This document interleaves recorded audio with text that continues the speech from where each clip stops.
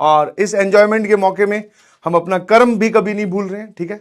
दिवाली आ रही है तो आप सभी लोग छुट्टियां एंजॉय कीजिए, बिल्कुल, हाँ है ना, जो फेस्टिवल है उसमें पार्टिसिपेट कीजिए, बट पैरेलल में अपना ये जो 4 या 5 दिन की छुट्टियां आपकी होने वाली है, 5 दिन की, उनको प्रॉपरली यूटिलाइज करने का एक प्लान भी रखिए प्लीज, ठीक है। और वो प्लान बड़ा ही सिंपल सा है, थोड़ा सा समझा दूं, क्योंकि तुम्हें हर प्रकार का ज्ञान देना हमारा काम है, ठीक है।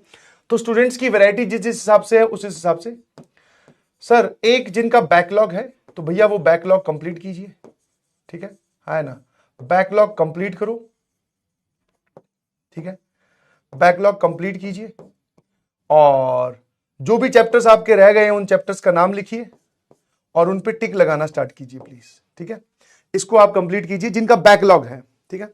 फिर सर जिनका बैकलॉग तो नहीं है, मतलब बैकलॉग हमारा नहीं है, बैकलॉग तो नहीं है, बट सर हमारी जो है वो प्रैक्टिस की कमी है।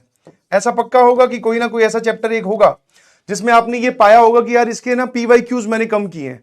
हर चैप्टर का आपको अभी टारगेट क्या दिया गया है कि आप क्लासरूम नोट्स देखिए, क्लास अटेंड कीजिए, नोट्स बनाइए और उसके बाद में PYQs लगाइए। अगर टाइम मिलता है तो आप फिर फिजिक्स बोल रहा हूं, टाइम मिलता है तो आप DPP भी सॉल्व कर सकते हो, ठीक है। तो जिनकी प्रैक्टिस कम है तो वो PYQs का टारगेट उठाइए, PYQs का टारगेट उठाओ चैप्टर वाइज और उनको कंप्लीट करते जाओ, ठीक है। तो जिनका बैकलॉग नहीं है वो ये, और जिनका प्रैक्टिस भी हो गई है, मतलब पैरेलल में जिन्होंने प्रैक्टिस भी की थी, और जिनका बैकलॉग भी नहीं है, तो वो क्या करें सर, वो लोग रिवीजन पे आइए प्लीज, ठीक है।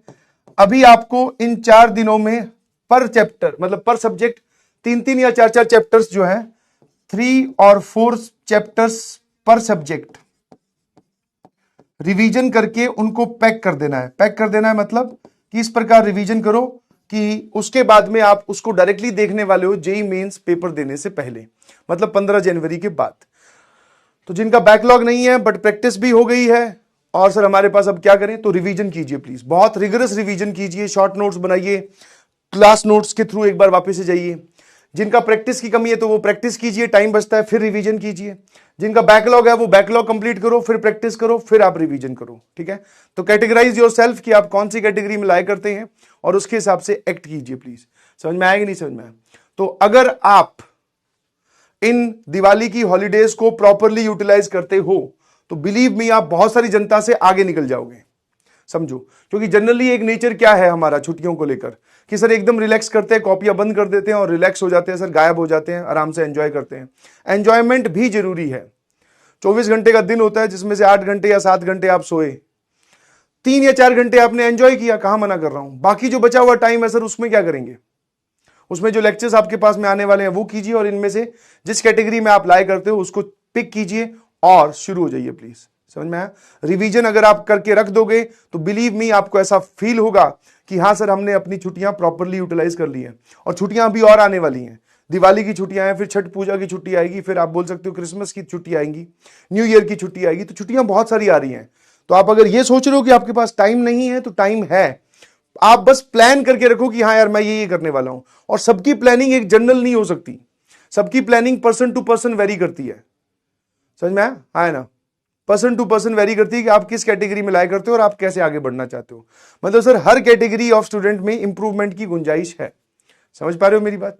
है ना, ठीक है। तो बस ये ध्यान रखना, छोटी सी बात है, इसमें ज्यादा कुछ स्ट्रेटेजी और वो सब मत ढूंढो कि क्या स्ट्रेटेजी से कौन से चैप्टर रिवाइज करें, नहीं जी, सारे चैप्टर्स इंपॉर्टेंट है। जब से जेईई मेंस ने अपना शिफ्ट वाइज पेपर लेने स्टार्ट किए हैं तब से आप ये बोल ही नहीं सकते कि इससे सवाल आएगा और इससे नहीं आएगा। एक पेपर होता तो हम जरूर ये बोलते कि भैया इससे तो क्वेश्चन आने की प्रोबेबिलिटी कम है। आजकल सभी टॉपिक्स और सभी चैप्टर्स बहुत इंपॉर्टेंट हो गए हैं, तो आपको अच्छे से रिवाइज करना है प्लीज, ठीक है। रिवीजन वाला जो टास्क है जो कि आपको ऑनलाइन हम लोग नहीं करवा रहे हैं, हम लोग करवाएंगे बेटा फर्स्ट अटेम्प्ट के बाद में। और रिवीजन एक ऐसा टास्क है जो कि अगर खुद करो तो दैट इज द बेस्ट। आप किसी पे डिपेंडेंट रहोगे, जैसे जनरली एक आदत होती है, मैं कॉलेज में था तो मान लो कोई एक ऐसा सब्जेक्ट है, या अगर अपने प्रिपरेशन डेज की बात करें जो मेरा सब्जेक्ट वीक जा रहा है, तो मेरी हमेशा ऐसी इच्छा होती थी यार इसका रिवीजन मुझे कोई सामने वाला इंसान करवा दे। और जो मेरी फाइंडिंग रही है वो ये है कि मैं सिर्फ वो सोचता ही रह जाता था, वो इंसान कभी मिलता नहीं है। आपको कोई दूसरा मिलेगा तो भी वो क्या है, हो सकता है वो पूरे 6 लेक्चर का चैप्टर 1 घंटे में रिवाइज करवा दे। क्या वो 1 घंटे का रिवीजन आपके लिए बेनिफिशियल है? आपको क्या पता सर उसमें थोड़ी और इनपुट लगानी पड़े। समझ पा रहे हो? तो रिवीजन आप खुद कीजिए प्लीज। और रिवीजन करने का बहुत सिंपल सा तरीका है। मैथमेटिक्स की अगर मैं बात करूं, नोट्स उठाओ और देखते जाओ कि क्या क्या पढ़ाया है, फॉर्मूला सारे इंपॉर्टेंट एक तरफ लिखो, सारी इंपॉर्टेंट बातें एक साथ लिखिए, ठीक है। और जो क्वेश्चंस हैं, जो आसान क्वेश्चंस हैं उनको मत सॉल्व कीजिए, एसिडिक टाइप के क्वेश्चंस है, बम्पर सवाल है और चैलेंजर क्वेश्चन है, उनको एक बार वापस से रिपीट कीजिए प्लीज। क्या मेरी बात समझ गए? हाँ है ना, हाँ है ना, चलिए ठीक है। तो सेल्फ रिवीजन कीजिएगा प्लीज, किसी पे डिपेंडेंट मत रहना। और एक बार आपने ये डिपेंडेंट रहने वाली काम छोड़ दिया ना, तो बिलीव मी, आपकी एक तो रिस्पॉन्सिबिलिटी बढ़ जाएगी और आप एक देखोगे कि अपने आप में इंप्रूवमेंट्स, बहुत तेजी से इंप्रूवमेंट आ रहे हैं, क्योंकि अब आप किसी पे डिपेंडेंट नहीं हो। और डिपेंडेंट होना भी क्यों, आपके पास सारी चीजें ऑलरेडी अवेलेबल है तो सही। या तो ऐसा होता कि सर हमने कहीं और से पढ़ा है और हम जानते ही नहीं है सर कुछ, तो आप एक बार रिवाइज करवा दो। तो आप ध्यान से सुनो मेरी बात, समझ में आया? और ये काम है एक्ट करने का, समझ में आया? Act now. अगर ये काम भी, ये टाइम भी आपने अगर प्लानिंग में ही निकाल दिया तो गड़बड़ हो जाएगी। कि मैं ऐसा प्लान कर रहा हूं, मैं ऐसा सोच रहा हूं, सोचते सब लोग बहुत हैं, सपने तो सब देखते हैं दूसरों को बताने के लिए। समझ में आएगी नहीं समझ में आया? जुनून चाहिए लक्ष्य को पाने के लिए, समझ में आया? हाँ, तो सब प्लानिंग करते हैं। किसी से भी पूछ लो, आप किसी बच्चे को उठा के देख लो, भाई छुट्टियों में क्या करेगा, बोले सर मैं रगड़ दूंगा, आप बात ही मत करो। तो वो ठीक है, वो एटीट्यूड होना चाहिए। बट क्या आप ये 5 दिन की छुट्टियां जब खत्म होगी तो ये बात सक्सेसफुली बोल पाओगे कि हाँ मैंने जितना प्लान किया था उसका 80% हिस्सा मैंने अचीव कर लिया?